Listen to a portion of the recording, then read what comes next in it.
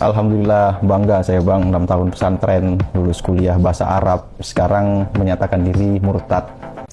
Ini ungkapan yang menarik, atau lebih tepatnya sebenarnya ironis. Bangga menyatakan diri murtad setelah 6 tahun di pesantren dan selesai studi pendidikan bahasa Arab. Yang menggelitik apa? Bangga murtad tapi diawali dengan Alhamdulillah ya. Nah, tapi pertanyaannya, apakah durasi pendidikan dan penguasaan bahasa Arab tadi itu adalah jaminan seseorang memahami hakikat sebenarnya dari apa yang diinginkan oleh Islam? Coba kita lihat ya. Nah, dalam tradisi berpikir itu kita perlu membedakan antara instrumen dengan substansi. Bahasa Arab, gelar PBA, atau masa 6 tahun di pesantren itu kita sebut instrumen yang penting, kita perlu tetap.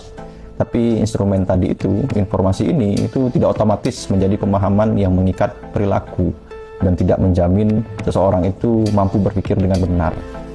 Jadi ketika ada seseorang yang memang bisa sangat ahli dalam linguistik Arab, memahami kaidah nahwu shoroh paling rumit sekalipun, tapi tetap seorang penerjemah, pemahaman bahasa yang penting ini ketika dibungkus dengan metode yang salah, maka akan menjadi tidak berguna. Abu Lahab itu pintar ya bahasa Arabnya, tapi jadi penentang utama Rasulullah. Jadi sederhananya, mengetahui cara membaca peta itu tidak sama dengan percaya pada tujuan perjalanan.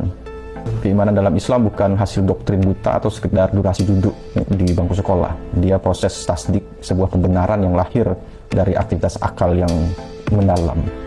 Kalau sudah bertahun-tahun belajar, hasilnya justru bangga menjadi murtad, itu besar kemungkinan yang terjadi cuma menghafal.